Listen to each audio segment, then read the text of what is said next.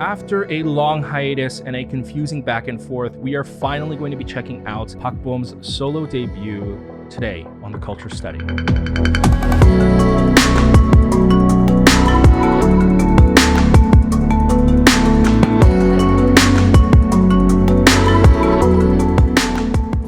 Hey groupies, welcome back to the Culture Study. This is Form of Therapy, and I'm your video channel producer and host. You can call me PD. Today we are finally reacting to Park Bom's solo comeback. This is Spring and 444. Spring features 산다라박 formerly of 21, and 444 features Hyun of Mamamoo. Now I know these came out some time ago. I actually did a listening party for Park Bom's solo comeback album. I actually did not listen to Spring because I knew I was going to check out her music video, but I listened to the B-sides on her solo comeback album, and oh my god, they were phenomenal. But we're going to be checking out Spring, and then we're going to be checking out 444. So yeah, let's jump into it. But before we actually do, I just want to say, guys, our Spring line merch is actually going to be going away. Speaking of Park Bom Spring, Spring ends June 17th. Summer officially starts then, and we're going to be launching our Spring line merch. Now, Teespring actually takes a while to ship. They usually print every few weeks, and it takes them like a month to ship out. So if you want to pick up the Spring line merch, they're mainly hoodies, so they're not really appropriate for summer, but if you pick them up now, they'll probably arrive by the end of summer, and they'll be perfect for fall. So if you want to grab our Spring line merch, our summer merch is going to be very different. So if you want to grab our Spring merch, go ahead and check that out over at Teespring. Link is in the description below. Anyways, let's jump into this music video. This is your Form of Therapy.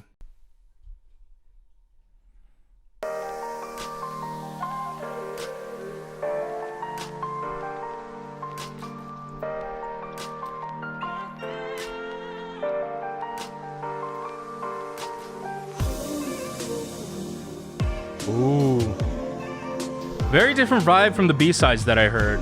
This is a lot more ethereal. Very angelic. Oh, I recognize this warehouse. One of the most common K-pop music video warehouses.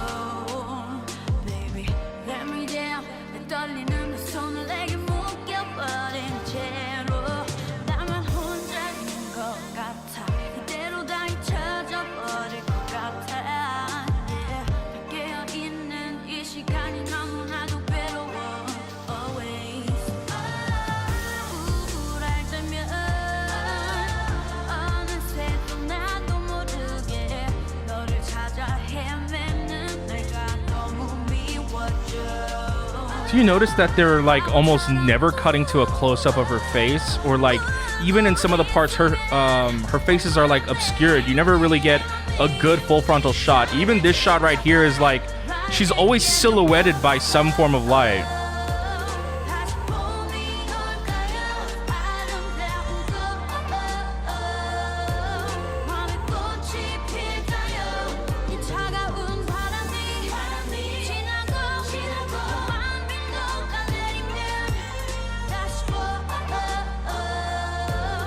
Damn! She looks good in black. Fuck.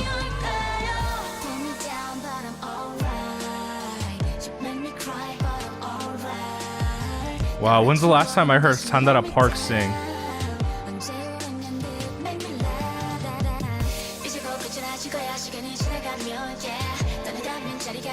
Oh, fuck.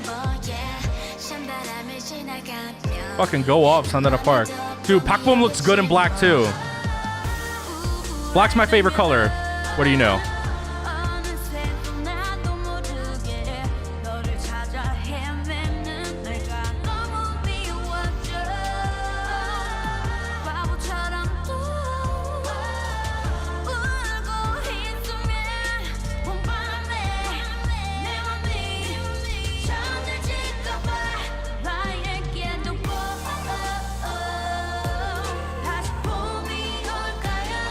Wow. I think that was like the first real full frontal shot of her face, and even then that wasn't that quick. I mean, that wasn't that long. It was very quick.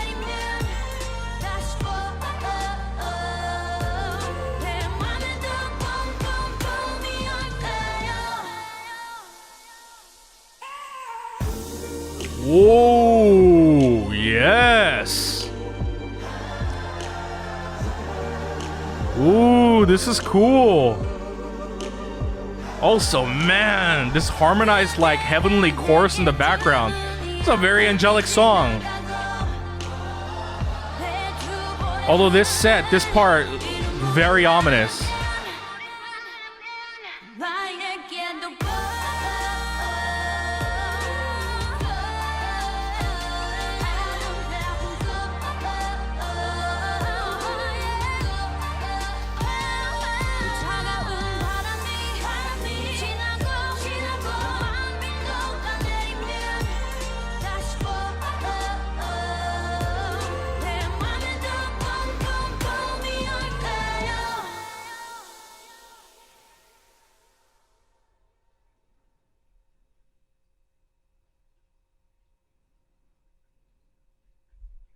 Okay, so Spring, very good. Like I said, I've actually already heard the B-sides from this EP or this single, and they were very good. Park Bo's been gone for how many years, and she hasn't really missed a beat in her music and her singing. This is really good. It almost feels like it was kind of like taken out of a time capsule, this song. It feels very much of the 21 Park Bo era. Very fitting, and it might be also because she just has very insanely unique vocals. Now, one thing about the music video, I thought two things. Very, very good, exquisite filmmaking. The cinematography is very beautiful. There's a lot of heavy bokeh that's kind of emulating like a very almost indie film kind of look to it. And then second, they obscured Park Bo's face a lot. And that's something that was very prevalent like 30 seconds in. Usually you cut to the artist's face a lot, honestly, like as much as possible. But if you notice, there was never too many full frontal shots of her face. And when there was, they were always a wide shot and was from far away. There were the shots of her lying in the grass, but it was always only half of her face. She was either lying on one side or half of it was obscured by grass. There were either lens flares or they used like foreground bokeh. So some of the performance shots, if you actually rewatch this music video, you're going to notice that there's a lot of lens flare and like there's a lot of stuff in the foreground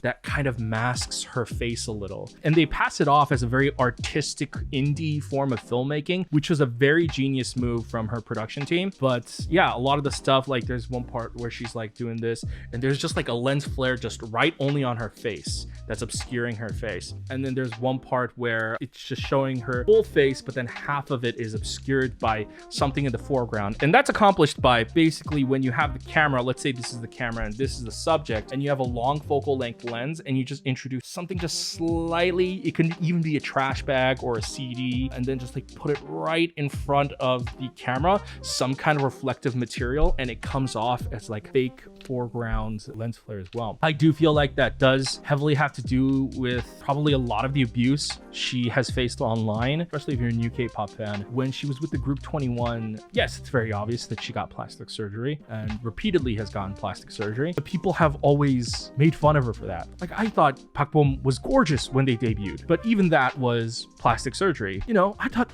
that's fine, but people harassed her online, so she got more plastic surgery. And because she got more, people made fun of her for that, saying she looked better before. And then so she got more. Like, I once heard a very insightful thought regarding people who get plastic surgery. I think it was regarding Michael Jackson. Michael Jackson had that skin pigment thing. I mean, basically Michael Jackson was black, but it caused discoloration in his skin where he was turning white and he would have blotches of white skin. And, you know, he just wanted, and people were judging him for that. So he just wanted to make it easier, and he just had everything turned white. And someone pointed out, oh, it was Dave Chappelle, the comedian Dave Chappelle. He once said he did that because he wanted you to like him. He did that in some twisted sense.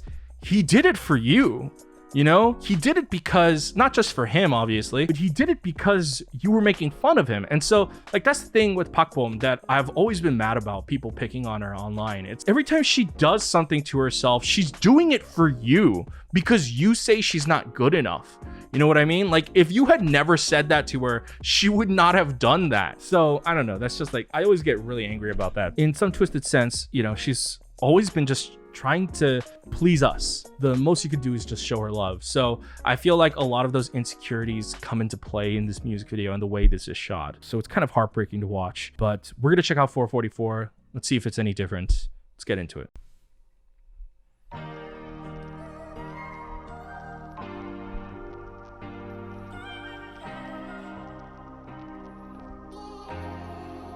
Another recognizable tunnel.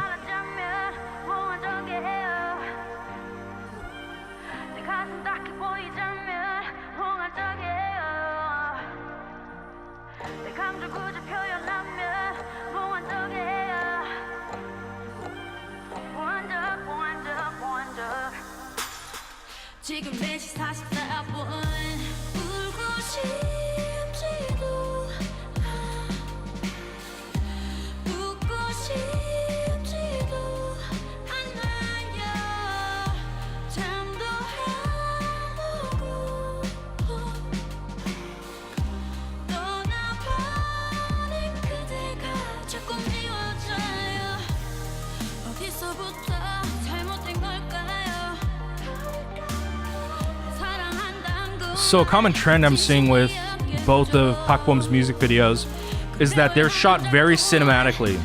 The production quality is very high. I mean, even from the aspect ratio, it's pinched down, it's shot more like a film.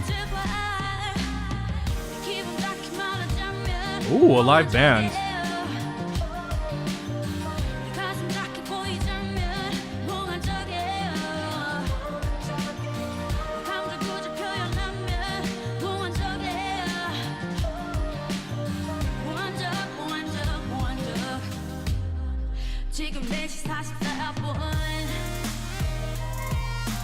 Ooh.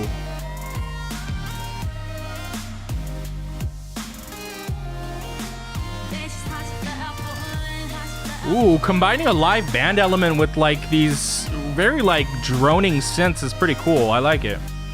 Also, this actress looks very familiar. What have I seen her in? Wait, is this supposed to be Hyun? No. That doesn't look like her.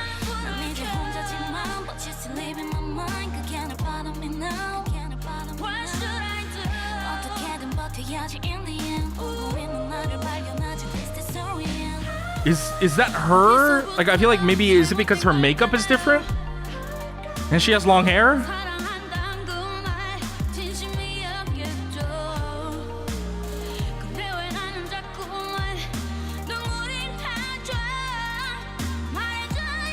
Wow, the lighting in that scene is very beautiful. That's the magenta and blues.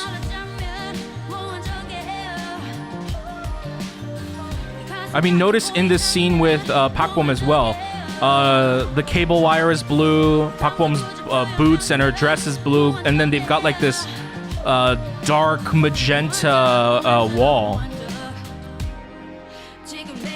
They're keeping with like a blue-purple color scheme in this one.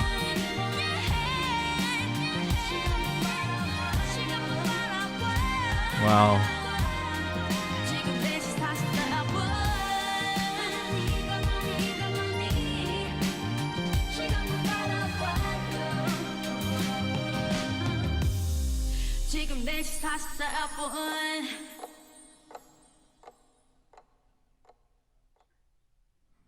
It's very nostalgic violins to kind of close the song out. All right, so then we end things off with 4시에 44분. 444. It's a slower song. I feel like slower than Spring, in fact, which I thought Spring would be a slow song, but Spring was slow yet upbeat at the same time. I thought, in fact, the whole Park Bom album would be slow, and in fact, they were a lot more upbeat than I was expecting, and very fun, and I love it. I love Park Bom's comeback. I like Spring. I like 4시 44분. The music video had kind of the exact same qualities of Spring.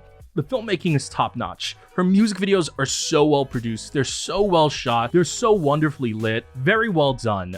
Even like the Spring music video, she shot in like that shitty warehouse that almost a bunch of K-pop groups shoot in. I feel like it's a very cheap location because a lot of groups shoot there, and usually groups that even are on the lower end shoot there as well. But I feel like Park Bom's team shot there at a cheap rate, but then they invested a lot of money into like the filmmaking, which is so smart. Like, you don't need good locations to have a good music video. It helps, but if you're on a limited budget, invest it into the filmmaking, and they did, and it looks, all of these music videos look really gorgeous. But just like with Spring, you never really too clearly see Park Bom's face. I feel like the closest up you get is there's like an angled front shot and the bottom of her face is obscured by the mic. And I feel like that's going to be maybe a consistent thing going forward. It does kind of break my heart that people's meanness on the internet has developed someone's insecurity like this. But, you know, we could be wrong. I could be wrong. You know, this could also be a case of maybe she is owning that, and maybe she's kind of taking that, and maybe she's finding a way to protect herself, but also make it her new identity and sort of make this thing that's hurting her like a new power for her. So what I mean by that is she could sort of become like a new singer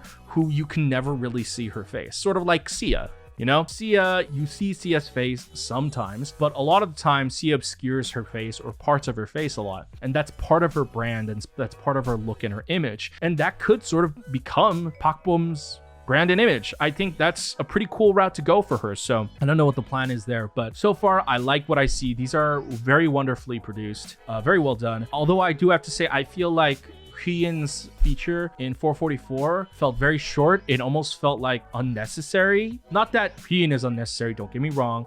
Hyun is my favorite member in Mamamoo right now, but I don't know why she was used there at all. You know, it just felt like Park Bom could have sang that part. It felt less than like 10 seconds. It felt shorter than a typical obligatory rap feature. It just felt very, very short. I feel like Sandarabak's feature in Spring was really good. She had vocal parts. It was long. She even did like a little bit of like rapping. It was really cool, and it added an interesting flavor to it, but I don't know what Hyun's feature added to this song. That's my concern. I'm concerned that D Nation only brought her in sort of as like a publicity thing to sort of like help with kind of like boost sales and like get more attention and stuff like that. But I could be wrong. I still liked it either way. Anyways, guys, thanks for watching this episode of the Culture Study. I hope you learned something today. Let me know what you thought about the song and the music video for Park Bom's long-awaited comeback. Let me know what you guys thought in the comments down below. Also, if you would like to support us, if you enjoy what I do, I want to keep doing this, but I also want to put out some original content in the future. So if you want to consider supporting us with that, go to patreon.com/formatherapy. For as little as $2 a month, you get early access to videos like this, and you also get access to content at higher tiers for live